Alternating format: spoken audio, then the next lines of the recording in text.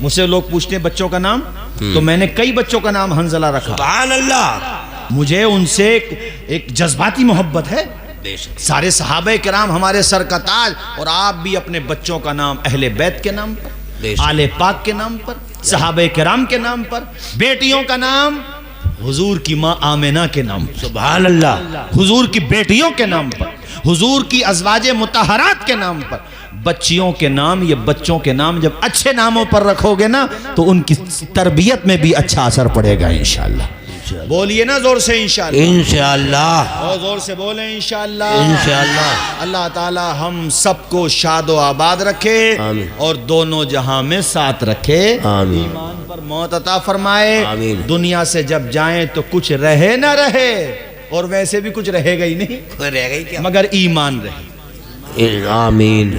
وہ کسی نے بڑا پیارا جملہ لکھا تھا، میں نے پڑھا تھا، مال کمانے میں لگا ہے بھلے آدمی، مال کمانے میں ٹھیک ہے لگا رہے، مگر اتنا تو مطلب کہ پتہ چلے نہ تجھے نماز کا پتہ، نہ روزے کا پتہ، نہ حج و زکوٰۃ کا پتہ، نہ ماں باپ کا پتہ، نہ دین کا پتہ، بالکل پیور دنیا داری ہو گیا. کہتے ہیں اتنا مال مت کما، قبر میں تجوری نہیں ہے، کفن میں جیب نہیں ہے. جب جائے گا وہ سکندر بادشاہ جب مرنے لگے، انتقال کا وقت آیا تو انہوں نے کہا میرا ہاتھ، آپ کا نام میرے ذہن سے نکل رہا بار بار، فرقان بھائی. جی ملاقات ہے، امامت کرتے ہیں نا شاید، یہیں کے رہنے والے ہیں آپ. تو مرنے لگے سکندر بادشاہ، تو انہوں نے کہا کہ کفن سے میرا ہاتھ باہر نکال دینا. تو انہوں نے پوچھا ساتھ والوں نے کہ بھائی کیا مطلب ہے اس کا ہاتھ باہر نکالنے کا؟ تو سکندر بادشاہ بولے ایک پیغام دینا چاہتا ہوں، دنیا میں آیا تھا تب بھی خالی ہاتھ تھا، اور اب میرا ہاتھ دیکھ لو، کئی ملکوں پہ سلطنت ہے میری، جب جا رہا ہوں تو کفن کے علاوہ خالی ہاتھ ہی جا رہا ہوں. کفن کے علاوہ کچھ نہیں ہے.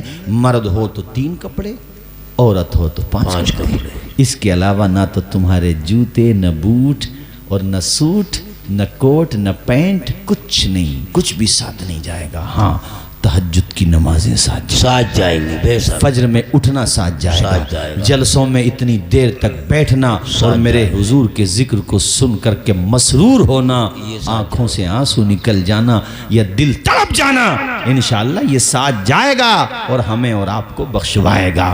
حضور کو جب قبر میں دیکھیں گے تو بیڑا پار ہو جائے گا انشاءاللہ. بولیے زور سے انشاءاللہ. قبر میں لہرائیں گے تا حشر چشمے نور کے، جلوہ فرما ہوگی جب طلعت رسول اللہ کی. اور یاد رکھیں یہ جملے کہہ کے جا رہا ہوں آخر میں تیزی کے ساتھ، اپنی تیاری خود کریں.